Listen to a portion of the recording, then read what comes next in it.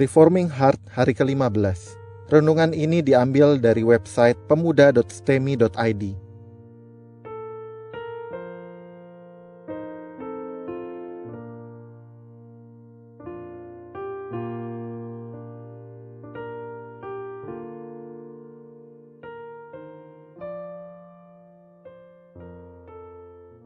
Tema renungan hari ini adalah Iman Yonatan.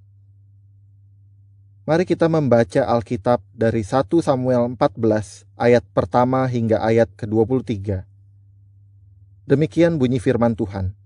Pada suatu hari Yonatan bin Saul berkata kepada bujang pembawa senjatanya, "Mari kita menyeberang ke dekat pasukan pengawal orang Filistin yang di sebelah sana." Tetapi tidak diberitahukannya hal itu kepada ayahnya. Adapun Saul duduk di ujung Gibea di bawah pohon delima yang di Migron, dan rakyat yang ada bersama-sama dengan dia itu kira-kira 600 orang banyaknya. Ahia anak Ahitub, saudara Ikabod, anak Pinehas, anak Eli, imam Tuhan di Silo, dialah yang memakai baju efod pada waktu itu. Tetapi rakyat tidak tahu tentang perginya Yonatan itu.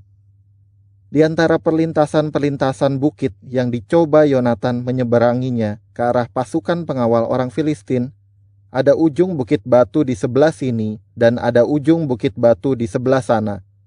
Yang satu bernama Bozez, yang lain bernama Sene. Ujung yang satu berdiri di sebelah utara di tentangan Mikmas, yang lain di sebelah selatan di tentangan Geba. Berkatalah Yonatan kepada bujang pembawa senjatanya itu, "Mari kita menyeberang ke dekat pasukan pengawal orang-orang yang tidak bersunat ini. Mungkin Tuhan akan bertindak untuk kita. Sebab bagi Tuhan tidak sukar untuk menolong baik dengan banyak orang maupun dengan sedikit orang." Lalu jawab pembawa senjatanya itu kepadanya, "Lakukanlah niat hatimu itu, sungguh aku sepakat." Kata Yonatan, "Perhatikan, kita menyeberang ke dekat orang-orang itu dan memperlihatkan diri kepada mereka. Apabila kata mereka kepada kita begini, 'Berhentilah sampai kami datang padamu,' maka kita tinggal berdiri di tempat kita dan tidak naik mendapatkan mereka. Tetapi apabila kata mereka begini, 'Naiklah kemari,' maka kita akan naik.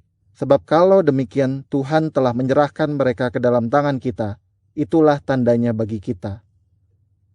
Ketika mereka keduanya memperlihatkan diri kepada pasukan pengawal orang Filistin, berkatalah orang Filistin itu, "Lihat, orang-orang Ibrani keluar dari lobang-lobang tempat mereka bersembunyi."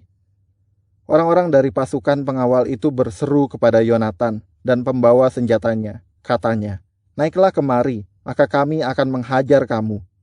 Lalu kata Yonatan kepada pembawa senjatanya, "Naiklah mengikuti aku, sebab Tuhan telah menyerahkan mereka ke dalam tangan orang Israel."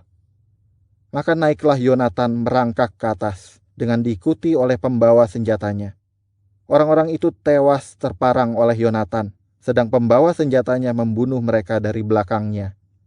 Kekalahan yang pertama ini yang ditimbulkan Yonatan dan pembawa senjatanya itu, besarnya kira-kira 20 orang dalam jarak kira-kira setengah alur dari sepembajakan ladang. Lalu timbullah kegentaran di perkemahan, di padang dan di antara seluruh rakyat. Juga pasukan pengawal dan penjara-penjara itu gentar, dan bumi gemetar, sehingga menjadi kegentaran yang dari Allah. Ketika peninjau-peninjau Saul di Gibea Benyamin melihat hal itu, dan sesungguhnya orang ramai seperti ombak berjalan ke sana kemari, berkatalah Saul kepada tentara yang bersama-sama dengan dia itu, "Periksalah barisan, dan lihatlah siapa yang pergi daripada kita." Mereka memeriksa barisan, dan ternyata Yonatan dan pembawa senjatanya tidak ada. Lalu kata Saul kepada Ahia, "Bawalah baju efod kemari." Karena pada waktu itu dialah yang memakai baju efod di antara orang Israel. Tetapi sedang Saul berbicara kepada imam itu, maka kian lama kian bertambahlah keributan di perkemahan orang Filistin, sehingga Saul berkata pula kepada imam itu, "Biarlah." Kemudian berkumpullah Saul dan seluruh rakyat yang bersama-sama dengan dia itu. Dan ketika mereka sampai ke tempat pertempuran, tampaklah setiap orang menikam temannya dengan pedang, suatu huru-hara yang sangat besar. Lagi pula orang-orang Ibrani yang telah lama tinggal pada orang Filistin dan yang telah ikut maju dalam tentara mereka juga berbalik untuk bergabung dengan orang-orang Israel yang ada bersama-sama dengan Saul dan Yonatan. Bahkan ketika semua orang Israel yang telah bersembunyi di pegunungan Efraim mendengar bahwa orang Filistin telah lari, orang-orang itu pun bergabung dengan mereka dalam pertempuran. Demikianlah Tuhan menyelamatkan orang Israel pada hari itu. Pertempuran itu meluas sampai lewat Bet Awen. Mari kita merenungkan. Bacaan hari ini mencatat kemenangan yang Allah berikan bagi Israel. Catatan kemenangan yang tentunya akan menjadi jauh lebih spektakuler andai kata Saul menaati firman Tuhan dan Samuel masih bersama-sama dengan dia. Tetapi faktanya Saul gagal mendengarkan firman dan Samuel sudah meninggalkan dia. Di dalam kitab 1 Samuel 13 ayat yang ke-15 mengatakan bahwa Samuel bangkit dan memisahkan dirinya dari Gilgal ke Gibea Benyamin. Tetapi Tuhan tetap menyertai Israel. Tuhan memberikan kesempatan kepada Saul untuk bertobat dari ketidakpercayaannya dan belajar untuk mengandalkan Allah. Alangkah sabarnya Tuhan. Dia masih bersedia menunjukkan bukti penyertaannya melalui kemenangan luar biasa yang diperoleh Yonatan anak Saul. Yonatan mempunyai iman kepercayaan yang sangat besar kepada Allah. Dia berperang dengan hanya disertai satu orang untuk melawan sepasukan Filistin. Bahkan di waktu yang akan datang, dia juga akan begitu beriman dengan keputusan Allah menyingkirkan Saul, dan tentu saja termasuk dirinya dan memilih Daud. Bahkan dia mengikat janji dengan Daud, seolah-olah Daud sudah benar-benar menjadi raja. 1 Samuel 14 ayat yang pertama mencatat bahwa Yonatan mengajak pembawa senjatanya untuk pergi ke dekat salah satu pasukan Filistin untuk menyerang mereka. Dikatakan juga bahwa Yonatan dan bujangnya itu pergi diam-diam. Mengapa diam-diam? Mungkin karena Saul tidak juga mengambil keputusan mau bertindak seperti apa. Saul mulai menunjukkan diri sebagai pemimpin yang tidak punya keahlian sama sekali, selain mempertahankan tahta. Banyak pemimpin seperti ini, hanya tahu strategi memenangkan suara, menjaga popularitas dan elektabilitas, tetapi tidak becus memimpin. Hanya tahu menjaga tahtanya dari ancaman orang lain, tetapi tidak tahu menjaga rakyatnya dari kekacauan.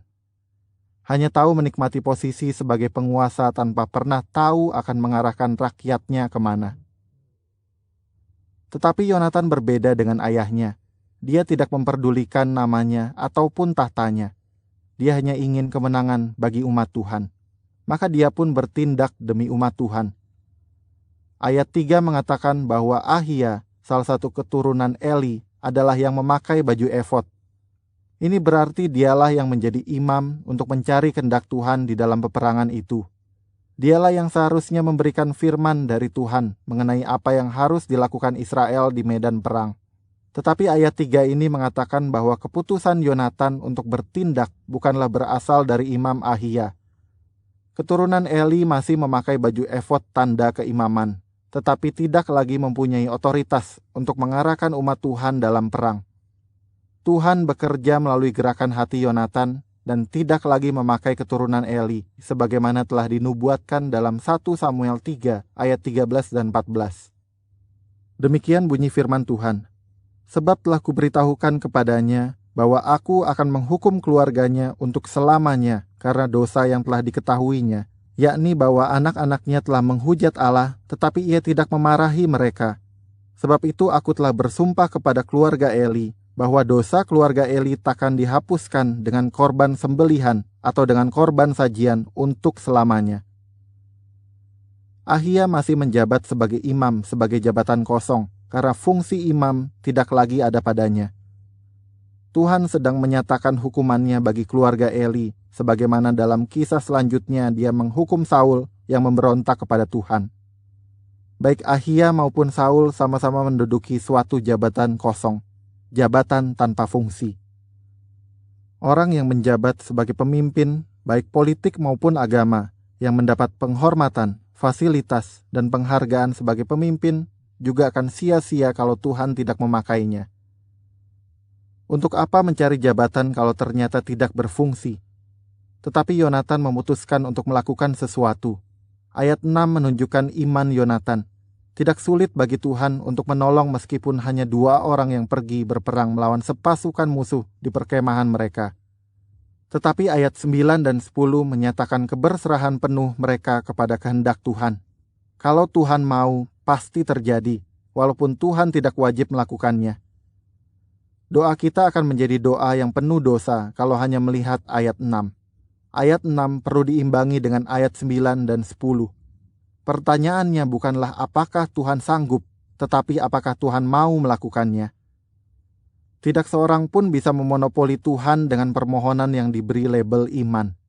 Saya yakin dan percaya bahwa Tuhan sanggup menolong, tetapi saya juga harus yakin dan percaya bahwa Dia tidak harus menolong.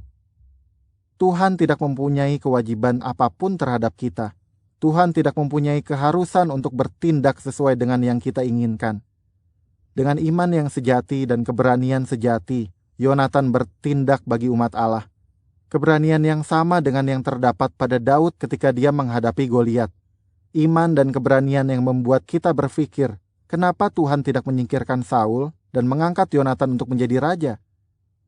Bukankah dia memiliki segala kualifikasi yang diperlukan? Yonatan tidak akan pernah menjadi raja karena Tuhan sudah menyingkirkan ayahnya beserta dengan seluruh keturunan ayahnya, termasuk dia. Maka kita bertanya lagi, mengapa Tuhan menyingkirkan orang beriman dan berani seperti Yonatan? Pertanyaan ini tidak akan dijawab karena ini sebenarnya pertanyaan yang salah. Lalu pertanyaan yang seharusnya itu yang seperti apa? Pertanyaan yang seharusnya adalah, mengapa di tengah-tengah keturunan Saul yang sudah disingkirkan tetap ada orang beriman dan pemberani seperti Yonatan yang Tuhan bangkitkan? Mengapa di tengah-tengah garis keturunan Saul, bahkan anak Saul sendiri, Tuhan izinkan ada seorang pahlawan besar seperti Yonatan? Cara bertanya seperti ini membuat kita peka melihat anugerah kebaikan Tuhan kepada orang yang disingkirkan sekalipun. Tuhan tetap membangkitkan Yonatan menjadi pahlawan besar meskipun dia adalah anak Saul, raja yang menghina Tuhan dan yang akhirnya Tuhan singkirkan. Kisah selanjutnya dalam ayat 12 hingga ayat yang ke-16 adalah inti dari bacaan kita hari ini. Alkitab mengatakan bahwa Tuhan menyerahkan orang-orang Filistin ke tangan Yonatan. Lalu setelah itu timbul kegentaran yang dari Allah menimpa seluruh perkemahan orang Filistin. Barulah kita mengerti kisah kepahlawanan Yonatan hanyalah prelude dari kisah utama, yaitu Allah yang berperang bagi Israel. Aksi Yonatan hanyalah pendahuluan dari aksi Allah mengacau balaukan orang Filistin. Event utama bacaan kita bukanlah betapa hebatnya Yonatan, tetapi betapa dahsyatnya Allah Israel. Dialah pahlawan sejati bagi bangsa Israel sejak dari Mesir, di padang gurun, perang Kanaan, zaman hakim-hakim, hingga zaman Raja Saul, bahkan sampai seterusnya. Tuhanlah yang bekerja, Dialah yang berkuasa, Dialah yang harus dipermuliakan. Kita tidak pernah mungkin menjadi sorotan. Itulah sebabnya Tuhan sangat memakai orang-orang rendah hati, sebab orang-orang seperti ini sadar bahwa mereka harus menghindari spotlight dan menjadi aktor utama. Mereka sadar mereka tidak memiliki hak maupun kemuliaan untuk mendapatkan penghormatan sedemikian. Karena kesadaran itu, mereka memberikan segala hormat dan kemuliaan kepada nama Allah saja. Sebaliknya dengan Saul, dia mau menjadi tokoh utama. Itulah sebabnya dia gagal. Ayat 20 menunjukkan cara Tuhan menghancurkan Filistin. Kalau dalam 1 Samuel 13 ayat 22 mengatakan bahwa Israel tidak memiliki pedang dan lembing, maka ketika Tuhan bertindak, dia memakai pedang dan lembing orang-orang Filistin, sehingga mereka saling menikam satu dengan yang lain. Mari kita melihat 1 Samuel 13 ayat yang ke-22. Demikian bunyi firman Tuhan. Sehingga pada hari pertempuran itu sebilah pedang atau lembing pun tidak terdapat pada seluruh rakyat yang ada bersama Saul dan Yonatan. Tetapi Saul dan Yonatan, anaknya itu, masih mempunyainya. Mari renungkan sifat-sifat yang dimiliki Yonatan. Dia beriman dan sungguh-sungguh berani bertindak demi nama Tuhan. Orang-orang Kristen seharusnya adalah orang-orang paling berani. Berani untuk mengampuni, berani untuk mengasihi, berani untuk bertindak dengan cara Tuhan demi kemuliaan nama Tuhan. Yang kedua, Dia berserah kepada kehendak Tuhan. Dia tidak pernah merasa kalau Tuhan harus mengikuti keinginan dia. Jika Tuhan berkenan, maka dia akan memberikan kemenangan. Jika tidak, maka jadilah kehendaknya. Yang ketiga, dia menjadi contoh bagaimana Tuhan tetap memberkati orang yang setia kepada dia, meskipun orang tersebut berasal dari kaum yang sudah menghina Allah dan menolak dia. Yang keempat, dia siap untuk turun dari panggung dan memberikan kemuliaan kepada Allah. Allah yang menghancurkan Filistin, bukan dia. Kemenangannya tidak merebut hak Tuhan untuk dipermuliakan.